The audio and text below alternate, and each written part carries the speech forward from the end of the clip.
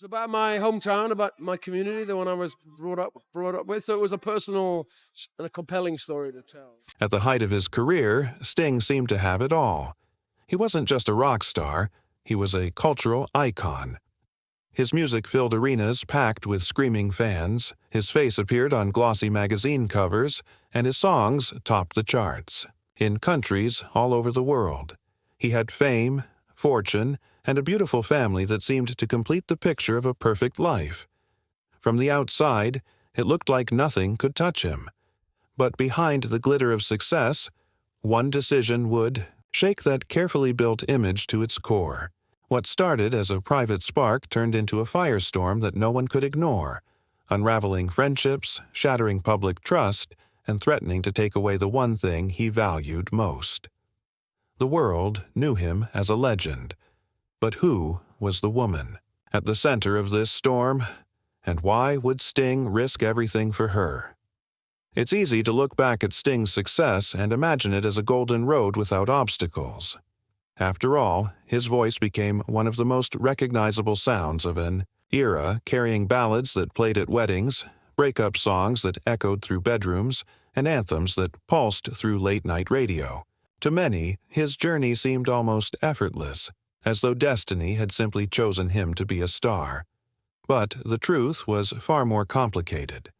Behind the spotlight was a man whose life carried shadows that the public never saw, while the world sang along to his records, replaying his voice like a trusted friend. Sting's private life was slowly steering toward a chapter marked not by triumph, but by heartbreak. Fame had given him everything he once dreamed of, but it also set the stage for choices that would change everything. Sting's story doesn't begin in sold-out arenas or recording studios. It begins in the working-class town of Wallsend, a place where the skyline was dominated by shipyards and the air carried the weight of industry. His father worked as a milkman. His mother cut hair in the neighborhood, and together they raised a boy named Gordon Sumner, the boy who would later become Sting. Life was modest, simple, and far from glamorous, but those streets shaped him. While many of his neighbors accepted the rhythm of industrial life, young Gordon dreamed of more. His escape came in the form of music. Jazz records, classical symphonies, and the sound spinning on old turntables gave him a glimpse of worlds, far beyond the smoke-filled skies of Wallsend. At 16, fate placed a guitar in his hands, a beat-up old instrument left behind by one of his father's friends. It wasn't much, but it was enough to change everything. That guitar became his passport out of the life he was born into. Soon, he was sneaking into pubs, playing in local clubs, and discovering the confidence that only a stage could give him. Piece by piece, he was building the foundation for the man the world would one day know as Sting. Before the world knew him as Sting, he was still Gordon Sumner, hustling for gigs with local jazz groups. One night, while performing with the Phoenix Jazzmen, he showed up wearing a black and yellow striped sweater. Bold, striking, and impossible to miss. The band leader took one look at him and joked that he looked just like a wasp. The nickname, Sting, was tossed out in laughter, but unlike most nicknames, this one stuck. It fit him in ways no one could have predicted. Short, sharp, unforgettable, much like the music he was beginning to create. In a way, the name became a prophecy, capturing the edge and energy that would define his career. By the time fame finally found him, he was no longer Gordon from Wallsend. He was Sting, and the world would never forget it. Music was always his dream, but reality demanded something more practical. After finishing his studies at Northern County's College of Education, Sting chose the steady path and became a schoolteacher in Cramlington. By day, he was Mr. Sumner, guiding classrooms of young students, teaching them English with the same calm determination that would later echo through his music. But when the school bell rang, his real passion took over. Nights were for smoky pubs, tiny clubs, and the restless pursuit of something bigger. He balanced lesson plans with late-night gigs, knowing deep down that the ordinary life of a teacher could never contain him forever. Each performance sharpened his confidence, Each song strengthened his resolve until the idea of making music his life wasn't just a dream anymore, it was an inevitability. The question was never if he would leap, but when. By the mid-1970s, Sting knew it was time to take the leap. London was calling, and if he was ever going to break free from the small stages of the North, he had to risk everything and go. It was there that fate introduced him to Stuart Copeland, an American drummer with the kind of raw energy that matched Sting's ambition. Their connection was immediate, and soon they were joined by guitarist Andy Summers, whose sharp skill completed the triangle. In 1977, the Police were born. From the beginning, their sound refused to fit into a box. It was reggae, it was punk, it was pop, a strange and electrifying blend that made people stop and listen. On stage, they were electric. Offstage, they were determined. They weren't just another London band fighting for scraps of attention. They were carving out something fresh, and the world was about to notice. The Police didn't have to wait long to make their mark. In 1978, they released their debut album, Outlandos d'Amour. At first, radio stations weren't sure what to do with them. Their sound was different, jagged, and didn't quite fit the molds of rock or pop. But then came Roxanne. The song that nearly didn't get airplay became their breakthrough, its unconventional story and irresistible hook pulling in listeners one by one. Soon, it wasn't just a cult favorite, it was a global hit, and it didn't stop there. The singles that followed proved this wasn't a fluke.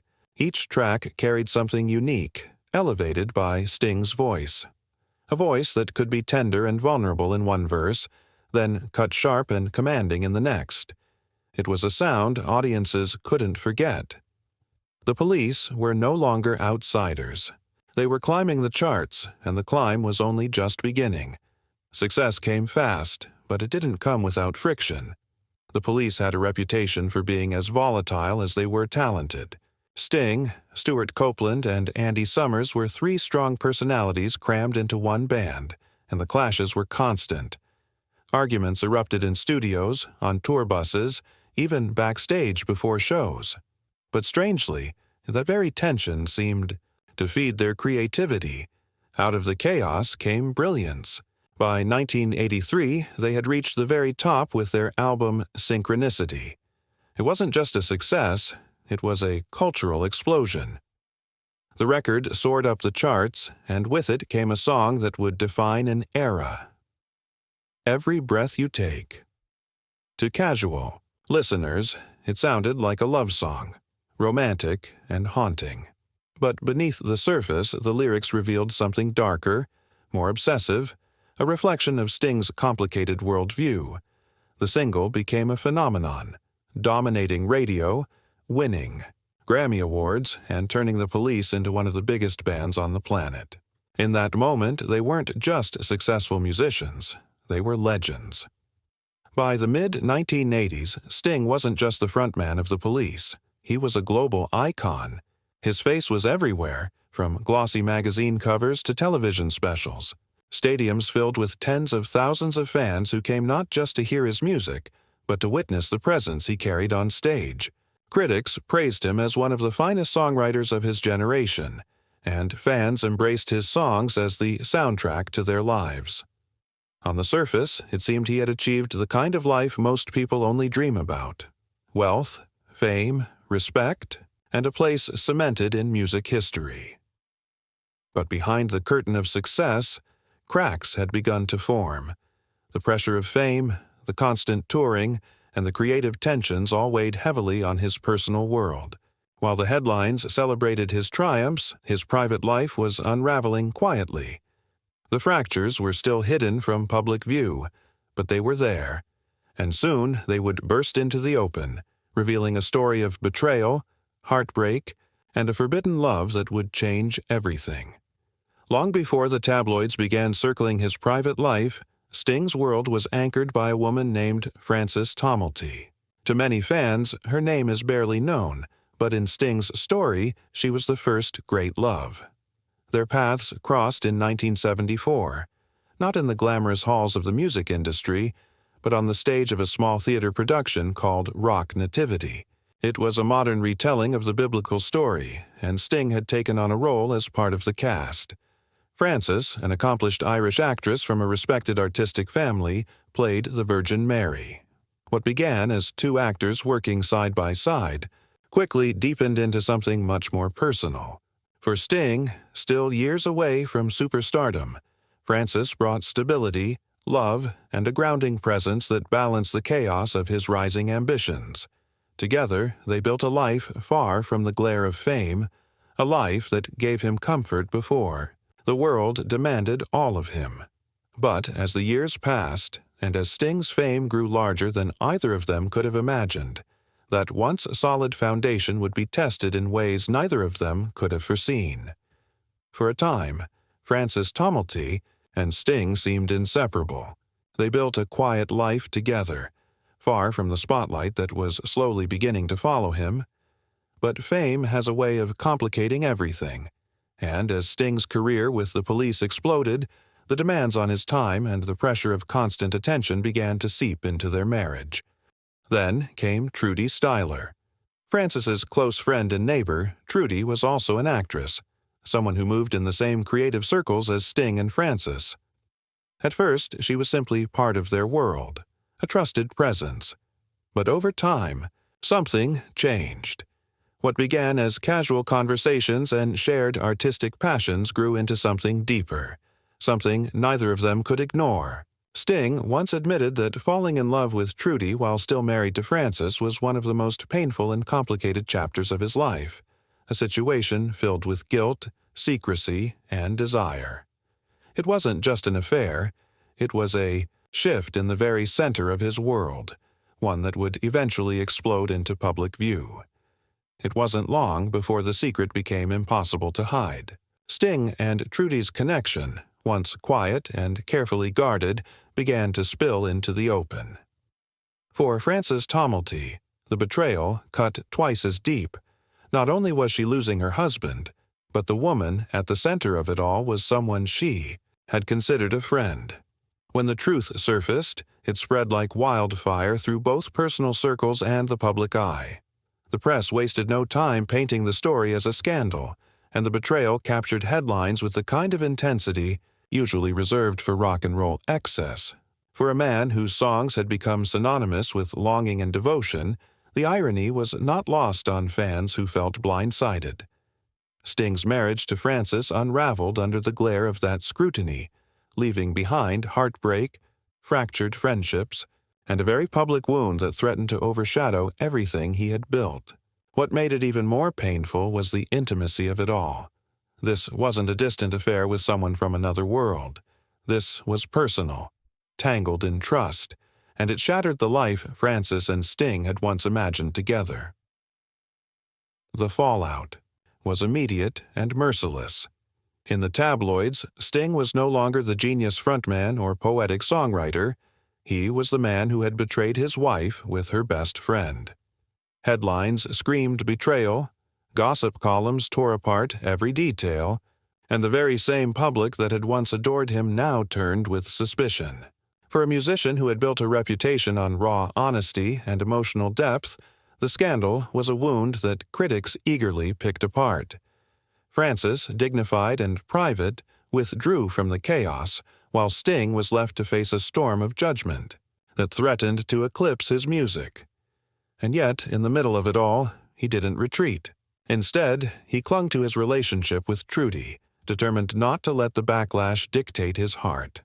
It was a choice that divided fans and friends alike.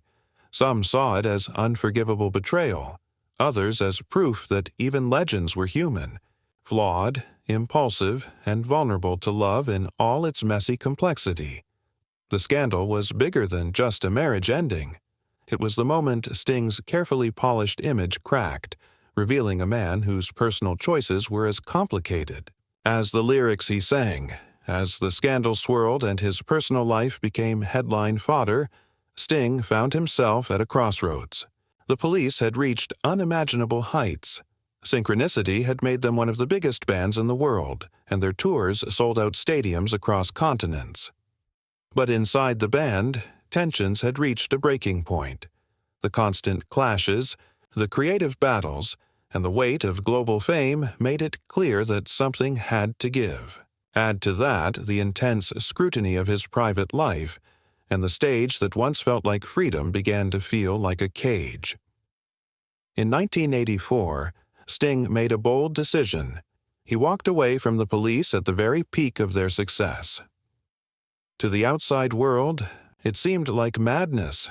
Why abandon one of the most successful groups in rock history? But for Sting, it was survival. He needed space to redefine himself, to reclaim his voice away from the chaos of band politics and the glare of scandal. His solo career wasn't just a musical rebirth, it was a personal one. By stepping away, he was betting everything on the idea that his art, his words, and his vision could stand on their own. It was a risk that would either cement his legacy or destroy it. When Sting finally stepped out as a solo artist, the world watched with skepticism. Could he really survive without the police? Could he shed the scandal that had dogged his name and prove himself as more than just a rock star caught in a messy love triangle? His answer came in the form of The Dream of the Blue Turtles, his debut solo album in 1985. The record was daring, blending rock with jazz influences and featuring world-class musicians who brought sophistication and depth to his sound. Songs like If You Love Somebody Set Them Free and Fortress Around Your Heart weren't just hits, they were statements, proof that Sting could carve out his own identity beyond the shadow of his band and beyond the tabloids. Critics, who had doubted him, were forced to admit that his artistry was undeniable. The album soared to multi-platinum status, cementing him as a force on his own terms. For Sting, it was more than success, it was redemption. The music gave him control again, allowing him to speak through melody instead of scandal. His voice, sharp and haunting, carried the weight of his past while pointing toward a future that was entirely his own. Slowly, the narrative shifted. No longer just the man who left the police, no longer just the husband who betrayed his wife. Sting was once again the artist, the innovator, and the storyteller people couldn't ignore. While the world speculated and judged, Sting and Trudy quietly built a life together, one that proved stronger than anyone had expected. What had started as an affair born in secrecy gradually transformed into something unshakable. For years, skeptics assumed the relationship would crumble under the weight of its controversial beginnings, but instead, it endured. Trudy wasn't just a partner. She became Sting's anchor in the chaos of fame, offering both stability and inspiration. Their bond weathered the storms of public backlash, surviving the whispers, the headlines, and the lingering bitterness left in the wake of Sting's divorce. In 1992, a full decade after their love first ignited, Sting and Trudy married in a lavish yet intimate ceremony in Wiltshire, England. For Sting, it was more than just a wedding. It was a declaration to the world that this love, born in scandal, was here to stay. Their union became the foundation for a family, with children who would grow up surrounded by both privilege and creativity. Against all odds, the relationship that began as betrayal evolved into one of the longest-lasting marriages in rock history, proving that even the most turbulent beginnings can lead to enduring devotion. Becoming a father again in the years that followed shifted Sting's perspective in ways fame never could. With Trudy, he welcomed 4 children into the world, each of whom would grow up surrounded by music, art, and the values their parents held dear. Sting, once defined by relentless touring schedules, late nights, and the demands of global superstardom, began carving out more time for family. He spoke often about how being a father gave him a sense of grounding, pulling him away from the ego-driven whirlpool of celebrity. At home, life was less about magazine covers and chart positions and more about school runs, family meals, and the small, ordinary moments that gave his world new meaning. The man who had once been consumed by ambition now balanced his time between being the artist the world adored and the father his children needed. He and Trudy created a home environment that blended creativity with normalcy, shielding their children from the harshest spotlight while nurturing their individual passions. It wasn't a perfect balancing act. Few things in life are, but for Sting, family became the quiet rhythm behind every song, every decision, and every new chapter he embarked upon. As the years went on, Sting's artistry matured alongside the life he built with Trudy and their children. No longer chasing the same kind of chart dominance that had defined his early years, his music began to reflect deeper themes: introspection, aging, the environment, and the shifting currents of love. His personal life, once a source of turmoil and scandal, became a wellspring of inspiration, guiding him toward a more authentic, creative voice. But Sting was never content to simply be a musician. He stepped into the role of activist with the same intensity he once poured into songwriting. With Trudy by his side, he co-founded the Rainforest Foundation in 1989, a cause born out of their shared commitment to protecting indigenous people and the world's vanishing forests. Their activism wasn't just symbolic. They raised millions, built awareness on a global scale, and used their celebrity to shine a spotlight on issues often ignored by governments and corporations. In interviews, Sting often admitted that his family and his activism gave his fame a purpose beyond applause. Music was still his language, but now it carried weight rooted in lived experience, mistakes, redemption, and a vision for a more compassionate world. For Sting, the artist and the man were no longer at odds. They had finally merged into one. With the benefit of time and distance, Sting has never shied away from acknowledging the controversies that once defined him. In candid interviews, he has spoken openly about the pain his choices caused, particularly to those closest to him during the height of the scandal. He admitted that the affair with Trudy and the collapse of his marriage to Frances Tomelty were decisions born out of passion, but shadowed by guilt and regret. Yet, he also stressed that life is rarely neat or simple, and that sometimes love emerges in ways that defy expectations, even at great cost. Sting has described his past not as something to erase, but as something to understand, a reminder of his own flaws and humanity. Rather than bury the story, he has embraced honesty, using those experiences to shape his music and his outlook on relationships. For fans, this candor has been part of his enduring appeal, the recognition that behind the fame and polished image is a man who stumbled, learned, and ultimately found stability. By speaking about betrayal and forgiveness with such rawness, Sting transformed scandal into something more, an exploration of how love, however messy, can redefine a life. Today, Sting's legacy is far larger than any single hit song or headline scandal. He stands as one of the rare musicians whose career has spanned decades without losing relevance, continually reinventing himself while staying true to the artistry that first set him apart. His songs, whether with the Police or as a solo artist, remain staples of radio, streaming playlists, and concert halls around the world, soundtracking moments of love, heartbreak, and self-discovery for millions. But beyond the music, he is celebrated as a devoted family man, an activist, and an artist, unafraid to bear his imperfections. The once turbulent love with Trudy has become one of rock's most enduring partnerships, admired for its strength despite its controversial beginnings. His Rainforest Foundation has left a measurable impact, ensuring that his fame carried weight far beyond entertainment.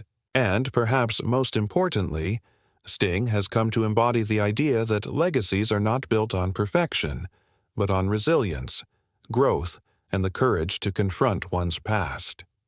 History will remember him not just for the haunting voice behind every breath you take, but for the man who transformed personal turmoil into timeless art, who stood at the center of scandal and yet emerged with a story of love, redemption, and purpose.